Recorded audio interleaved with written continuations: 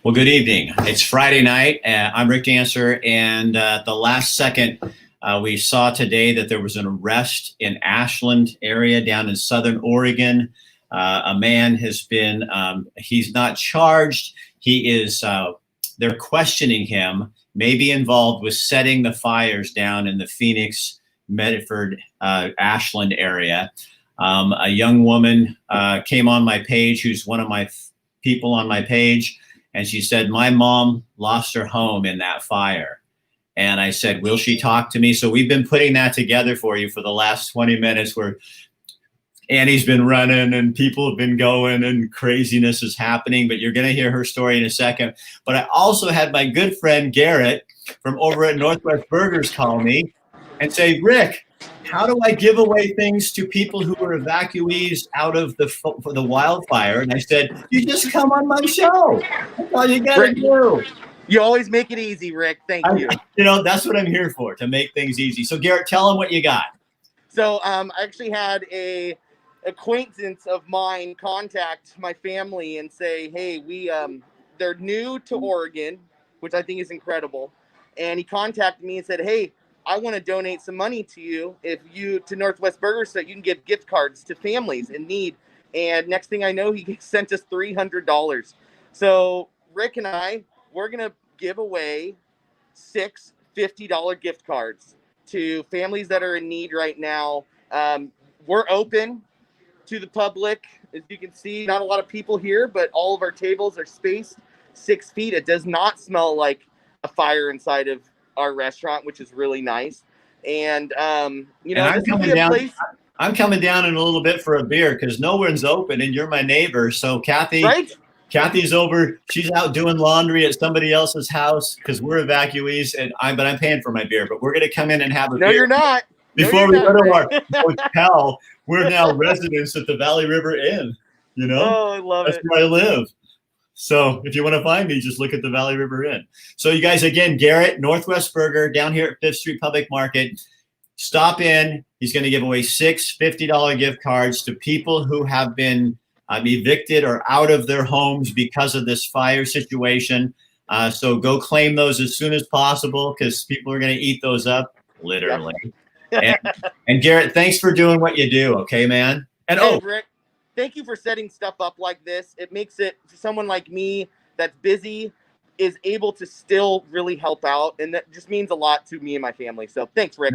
We love you guys. And love you. That's a really big deal. So we thank you for that. So again, you guys, that's Northwest Burgers, 5th Street Public Market. If you are someone who has had to leave your home because of the fire, he's got 6 $50 gift cards, going to give away 1 to 6 different people. And you can go down there and claim them for yourself. Okay, so now we're going to get to our story tonight. This is Annie King. How are you, Annie? Well, I'm hanging in there. So tell people you live in Phoenix, Oregon, right? And kind of tell people what happened and when this all happened. Okay. Okay. I moved into this 55 and older community with my brother. That was temporary. I was going to buy the place from him because he's going to move up to Sutherland. And so I started, as he's trying to pack to get out, I'm trying to pack to get in. And I just got through putting in brand new carpeting and tile and getting all excited about my new place. Yeah. And then this weekend, Monday or Tuesday, I was watching my grandson in Medford, and the fire had broken out in Ashland. In fact, they had evacuated the village there, and I had lived down in Quiet Village about 25 years ago. And so I had heard that they were evacuating there and didn't think much of it. And then I watched the baby until about 1 o'clock, and then they came across that the freeway was closed. And so I thought, wow, I'll just go up Old 99. And it took me 45 minutes to go 5 miles. Were you like, you knew you had to get out? Well, no, I was still headed over there. They were talking about, be prepared. So I get home and I'm thinking, wow, that's pretty close.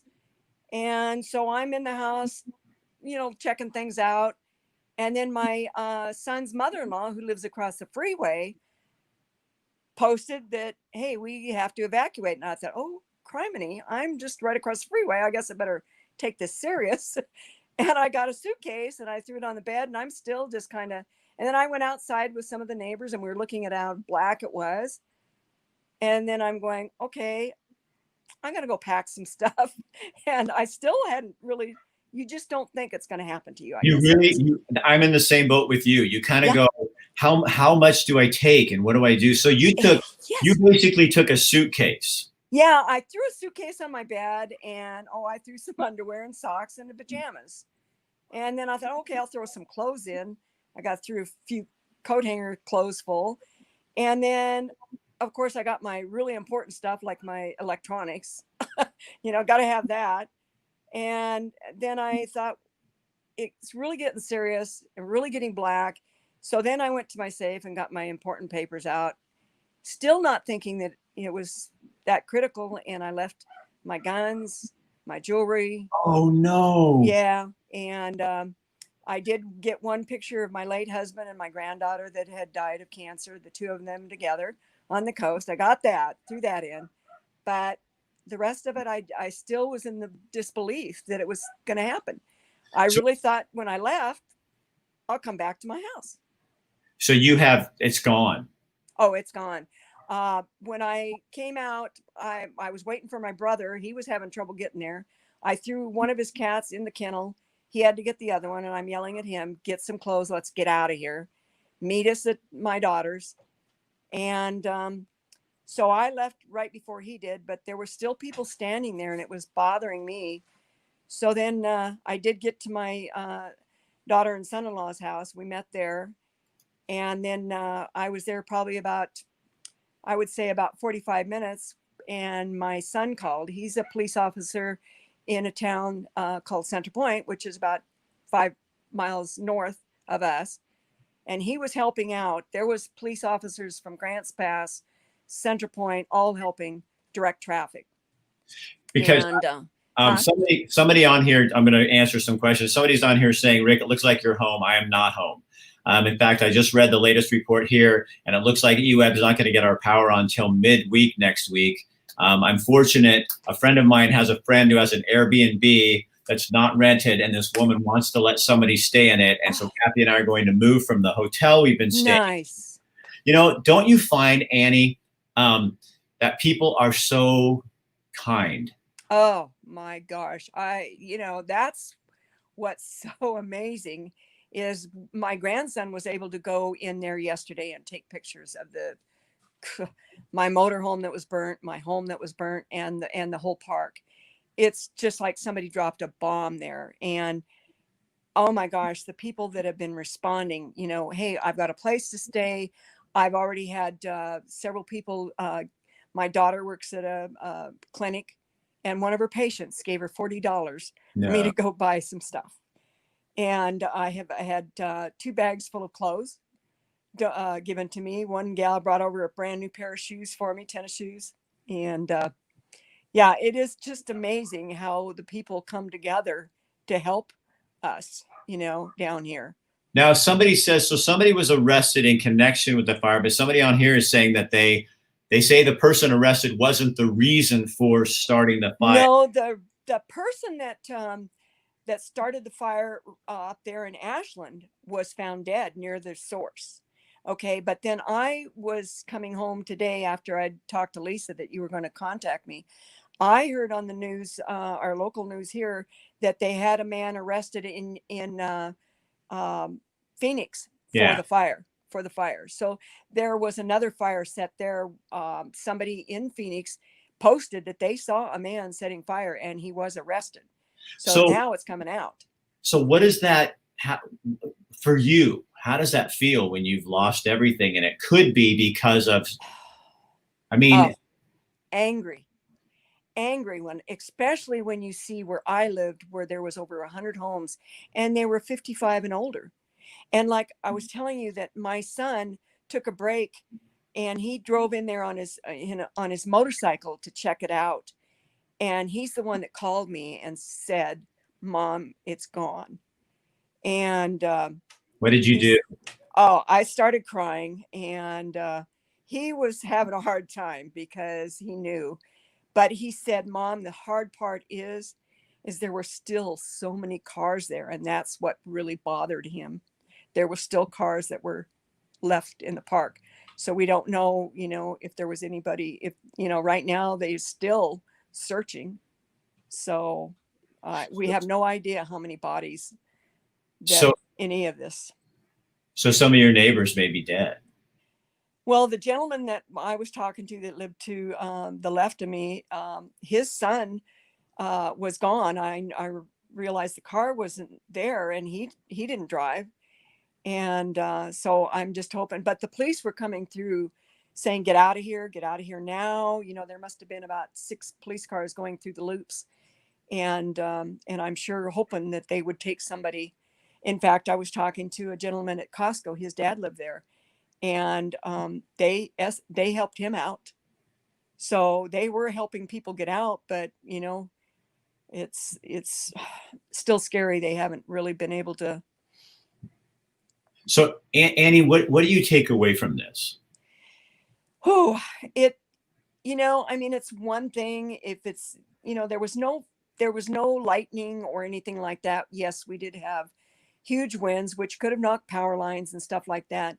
But when I first heard that they had found the source in Ashland, and there was a body there, I was angry, to think of all the lives that have been jeopardized. And then even this man that was seen lighting fires in Phoenix. What are they thinking? Yes, I lost everything, but all that stuff is replaceable. And, God brought me to it, and he's going to get me through it. But it's just, there's so many people, and I'm fortunate that I had children that I could go stay with. But all these people that 55 and older, how could these people do what they did and live with themselves? So Annie, I want to make sure people see this. A guy named Alex Brock's on here says the man in Phoenix wasn't charged for connection to the fire, just checked. Arson is happening, he's saying, but we need to catch them. Yes. Amen, Alex. There was a man arrested for the other fire in connection with a fire down there. And again, this guy is still innocent until proven guilty. And I want people to know that. As a news guy, I want to make sure people remember that.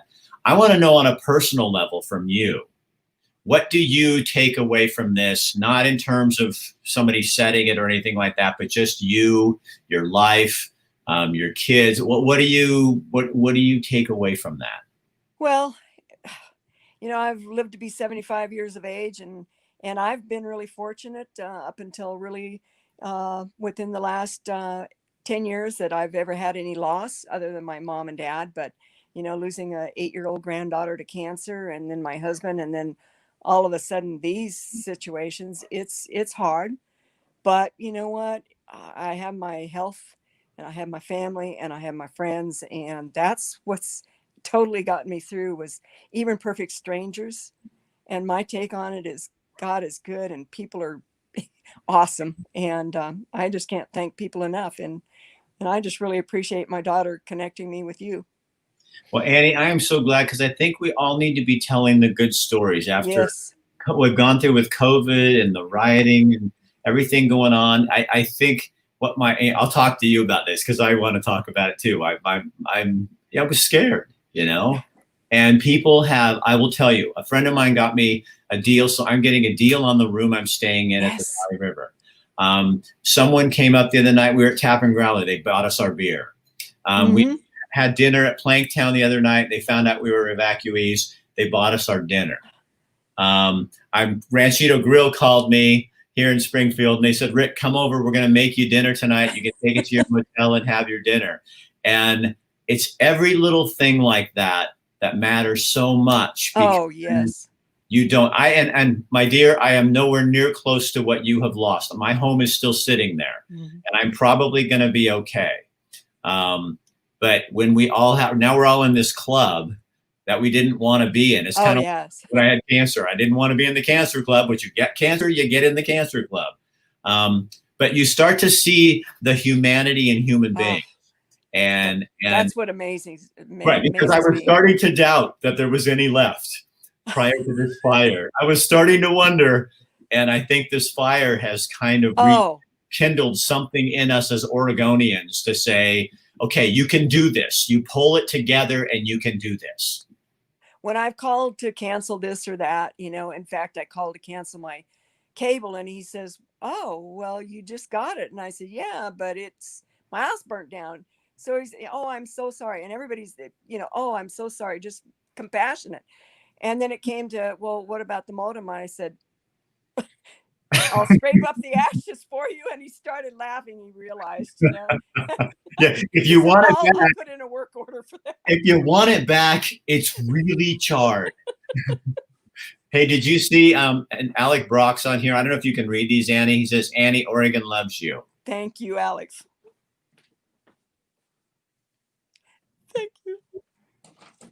It's hard, but I can make it when I see stuff like that. Right. I'm really sorry about what happened. Thank you. And I obviously, for Lisa to hook you up with me and your other folks on here, you have people who love you. I'm not worried about you. Thank you. Yeah, but and you are a beautiful woman, and I'm glad you came and did this with me tonight. You made my Friday night, and I don't want to let you go, but I have to. So you need to, because you have things you have to do. So Annie, thank you, and thank you. Oregon does love you, and thank you for telling your story. Because every little thing we get to hear about stuff like this, it just encourages all of us that we really are going to be okay. Thank you, Rick. You're very welcome. And you go have a nice evening. Thank you. All right. Thanks. Bye-bye. Bye-bye. Wow. Yeah, what do you say? So she loses everything. And she still has an attitude like that. That's what this is all about, you guys. I really honestly believe that we're seeing what we're really made of. And we're finding out that we're stronger than we were, that we're better than we were, that we can work together. And the people that don't want to work with us and don't want to admit that and don't want to see that, they don't get to be in the conversation anymore. I think as Oregonians, we need to take back the conversation about kindness and concern and taking care of our community, taking care of each other.